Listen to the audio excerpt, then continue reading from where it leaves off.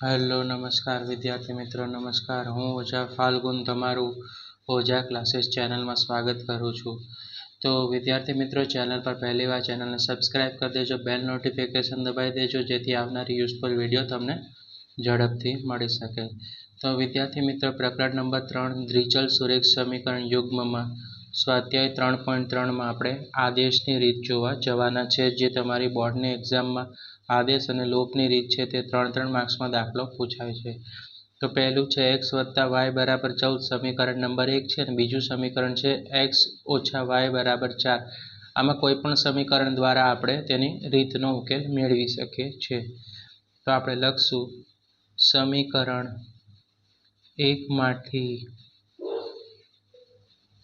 માંથી આપણે શું કરીએ, y ને કરતા કરી દઈએ, y કરતા કરી દેશું તો 14 છે તે કઈ બાજુ આવી ગયા, અહીંયા આવી ગયા ડાબી બાજુ, અને x છે પ્લસ છે તો શું થઈ જશે, માઇનસ થઈ જશે। શું કર્યું, સમીકરણ 1 માં આપણે y ને કરતા કર્યો, બરાબર।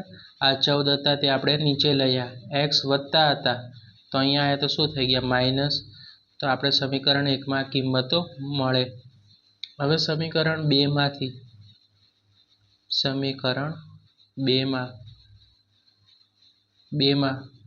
y બરાબર 14 - x મૂકતા, હવે જે સમીકરણ 2 છે એમાં y બરાબર 14 - x મૂકતા, તો સમીકરણ 2 જુઓ,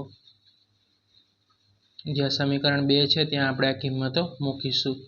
તો સૌ પ્રથમ x દેખાણો તે આપણે x લખ્યો, હવે y દેખાય તે આપણે કેટલા મૂકવાના વિદ્યાર્થી મિત્રો, જો અહીંયા y દેખાય છે માઇનસ, y ની જગ્યાએ આપણે 14 - 1 મૂકશું, તો કે y દેખાય ને આપણે 14 - x બરાબર કેટલા દેખાય છે તમને, તો કે 4 દેખાય છે, તો આપણે 4 લખી નાખ્યા, બરાબર।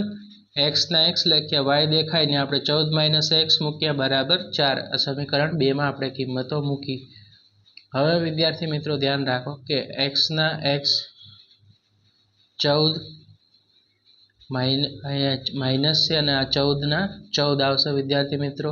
આ માઇનસ x છે જ્યારે નીચે આવશે ત્યારે શું થઈ જશે, પ્લસ, બરાબર કેટલા થઈ જશે 4। શું કર્યું, x ના x લખ્યા, માઇનસની સાઇન હતી માઇનસ, 14 ના 14 લખવા, માઇનસ અહીંયા માઇનસ x છે જ્યારે નીચે આવશે ત્યારે પ્લસ x બરાબર કેટલા થઈ જશે, બરાબર 4 થઈ ગયા વિદ્યાર્થી મિત્રો। હવે તમે જોશો આ એક પ્લસ છે અને આ પણ પ્લસ છે, તો x માં x ઉમેરીએ તો કેટલા થઈ જાય, 2x થઈ જશે વિદ્યાર્થી મિત્રો। અને 4 છે તે આપણે અહીંયા લઈ આવ્યા, આ માઇનસ 14 છે જ્યારે નીચે આવશે ત્યારે શું થઈ જશે, પ્લસ થઈ ગયા, ઓકે। તો હવે આપણે જોશું કે 2x 14 માં 4 એડ કરો તો કેટલા થઈ જશે, 18 થઈ ગયા। x ને કરતા બનાવી દો, 18 અંશમાં ગયા અને 2 ક્યાં ગયા, છેદમાં ગયા, એટલે કે ભાગાકાર કરો, બરાબર। x ને કરતા કર્યો, 18 અંશમાં આવશે, 2 શું આવી જશે છેદમાં, એટલે ભાગાકાર। તો x ની કિંમત શું મળી ગઈ વિદ્યાર્થી મિત્રો, 9 મળી ગઈ, ઓકે। હવે સમીકરણ 1 માં x બરાબર કેટલા મૂકવાના, 9 મૂકવાના, કેટલા મૂકવાના, 9 મૂકવાના। તો જ્યાં આપણું સમીકરણ 1 દેખાય ત્યાં x બરાબર કેટલા મૂકી દેવાના, તમારે 9 મૂકી દેવાના। તો સૌપ્રથમ આપણે જે સમીકરણ 1 છે તો અહીંયા 9 લખ્યા, પછી અહીંયા y લખો, બરાબર કેટલા લખશું આપણે 14, તો y ને કરતા કરી દો, 14 છે બરાબર, એને આપણે જમણી બાજુ તેને ડાબી બાજુ લાવ્યા અને 9 વત્તા છે, જ્યારે નીચે આવશે ત્યારે શું થઈ જશે, માઇનસ, તો y બરાબર કેટલા આવશે 5।